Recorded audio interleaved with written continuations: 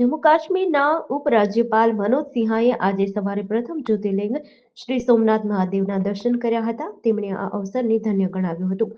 મંદિર પરિસરમાં પ્રદક્ષિણા કર્યા બાદ તેમણે કપડતી વિનાયકના દર્શન કર્યા. પ્રાતઃકાળના પવિત્ર વાતાવરણમાં ઉપરાજ્યપાલે સોમેશ્વર મહાપૂજા અને ધ્વજા પૂજન વિધિ સંપન્ન કરી હતી. વિધિ પૂર્ણ થયા બાદ ધ્વજાને શીશ પર ધારણ કરીને તેમણે મંદિર પરિસરની પ્રદક્ષિણા કરી રાષ્ટ્ર કલ્યાણ માટે પ્રાર્થના કરી હતી. ત્યારબાદ તેમણે સ્વહસ્તે સોમનાથ મંદિરના શિખર પર ધ્વજાનું આરોહણ કર્યું હતું. ધ્વજા ચડાવતા જ સમગ્ર મંદિર પરિસર ઓમ નમઃ શિવાયના નાદથી ગુંજી ઉઠ્યું હતું અને ભક્તિમય વાતાવરણ સર્જાયું હતું.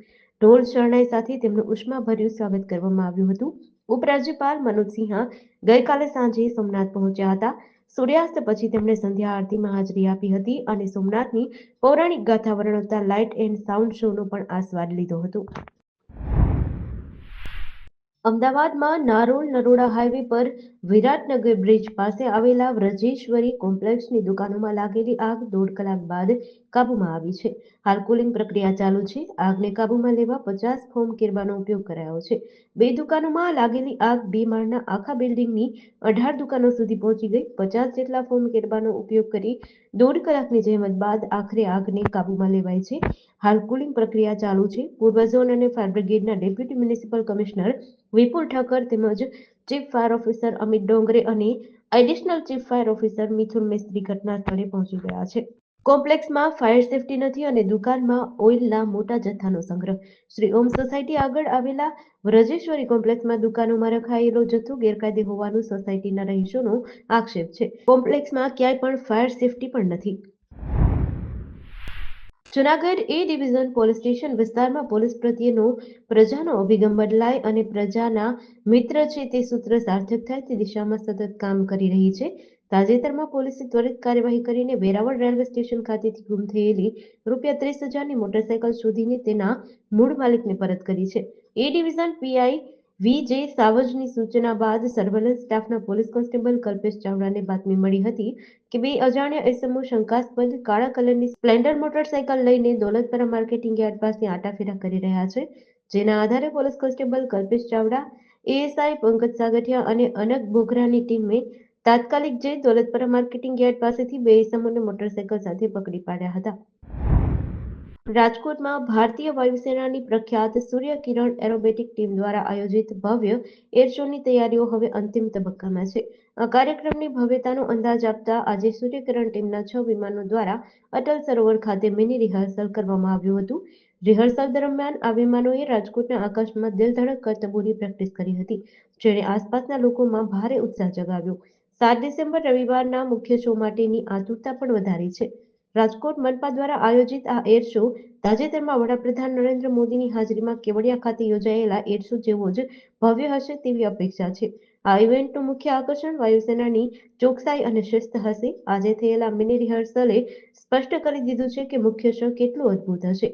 6 હોક વિમાનોએ એક સાથે ઉડાન ભરીને વિવિધ ફોર્મેશનની પ્રેક્ટિસ કરી, જેમાં તેમની ટીમ સ્પિરિટ અને પાયલટ્સની અસાધારણ કુશળતાનો પરિચય થયો હતો.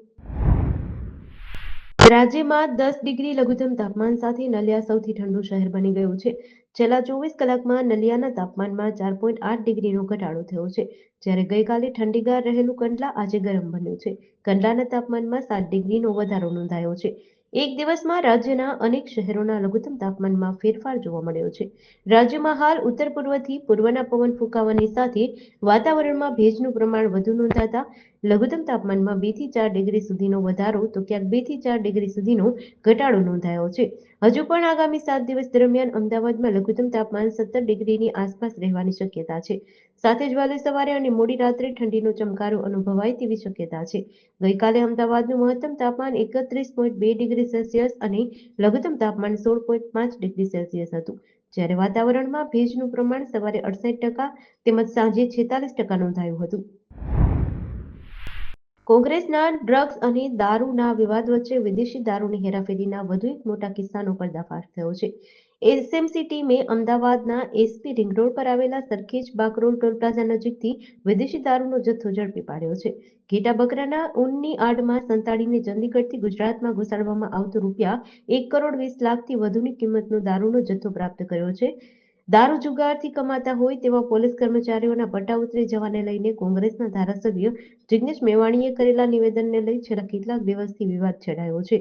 ત્યારે દારૂ જુગારની લડતને આગળ લઈ જવા માટે કોંગ્રેસે આગામી સમયમાં હેલ્પલાઇન નંબર જાહેર કરવાની જાહેરાત કરી છે. હવે જોવાનું રહ્યું કે કોંગ્રેસ આ મુદ્દે શું કરે છે. મળતી માહિતી મુજબ 1 ડિસેમ્બરના રોજ એસએમસીની ટીમે બાતમીના આધારે એસએમસીના પીપી બ્રહ્મભટ્ટ અને સરખેજ પોલીસની ટીમે બાકરોલ ક્રોસ રોડ તરફ વોચ ગોઠવી હતી અને આઈસર કન્ટેનર ટ્રકને પકડી પાડી હતી. હૈદરાબાદની એક પ્રાઇવેટ સ્કૂલમાં નર્સરીની બાળકી સાથે મારપીટનો વિડીયો સામે આવ્યો છે.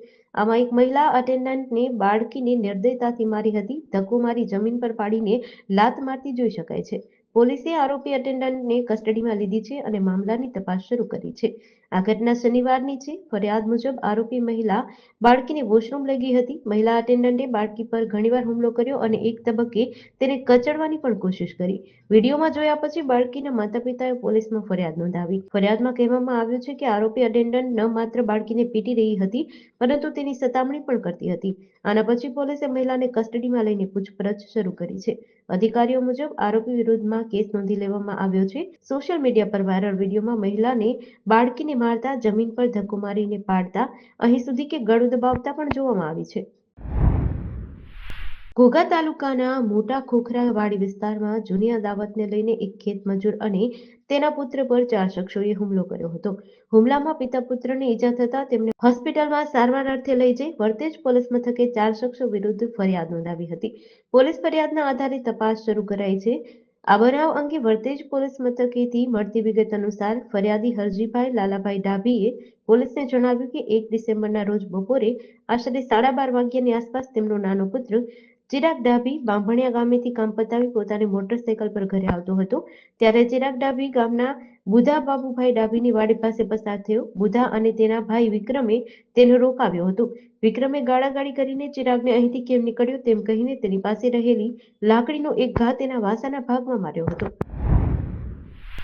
ગુજરાત સરકાર રાજ્યના માર્ગોને વધુ સુવિધાયુક્ત, સલામત અને આધુનિક બનાવવા કટિબદ્ધ છે. આ પ્રતિબદ્ધતાના ભાગરૂપે સુરેન્દ્રનગર જિલ્લામાં રાજ્ય ધોરીમાર્ગ 19 પર આશરે ₹225 કરોડના ખર્ચે દુધરેજ, વરણા, માલવણ, પાટડી, દસાડા, બેચરાજી રોડને ફોરલેન બનાવવાની કામગીરી પૂરજોશમાં ચાલુ છે. આ ફોરલેન રોડના નિર્માણથી આર્થિક વિકાસને વેગ મળશે. હાલમાં આ પ્રોજેક્ટનો મુખ્ય ભાગ એટલે કે માલવણથી દસાડા સુધી 43 કિલોમીટરથી 77 કિલોમીટરની રેન્જમાં ફોરલેન રોડની કામગીરી ઝડપથી પ્રગતિ કરી રહી છે. માર્ગ નિર્માણની પ્રારંભિક અને પાયાની કામગીરીમાં ગુણવત્તાના ધોરણો પર વિશેષ ભાર મૂકવામાં આવશે. હાલમાં ઓપન ગ્રેડેડ લેયર બેડ તૈયાર કરવાની કામગીરી ચાલી રહી છે, જે રોડના ઉપલા સ્તરને મજબૂત આધાર પૂરો પાડશે. સુરત શહેરમાં નકલી અને ભેળસેળયુક્ત ખાદ્ય પદાર્થોના વેચાણને ડામવા માટે સ્પેશિયલ ઓપરેશન ગ્રુપ દ્વારા આકરા પગલાં લેવામાં આવ્યા છે.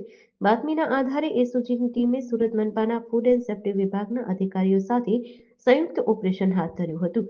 આ ઓપરેશનમાં પૂર્ણા ગામ અને વરાછા વિસ્તારમાં આવેલી 2 ડેરીઓ પર દરોડા પાડવામાં આવ્યા હતા. આ દરમિયાન કુલ 143 કિલો શંકાસ્પદ માખણનો જથ્થો જપ્ત થયો છે, જેની કુલ કિંમત ₹28,600 આંકવામાં આવી છે. ગ્રાહકોના સ્વાસ્થ્ય સાથે ચેડા થાય તે પહેલા જ આ જથ્થો ઝડપી પાડવામાં આવ્યો છે. એસઓજીની ટીમે સૌપ્રથમ દરોડો પૂર્ણા ગામ ખાતે આવેલ અમૃતધારા ડેરી પર પાડ્યો હતો, જ્યાંથી સંચાલક ભૂપતભાઈ નારણભાઈ પરમારની હાજરીમાં 58 કિલો શંકાસ્પદ માખણનો જથ્થો મળી આવ્યો હતો.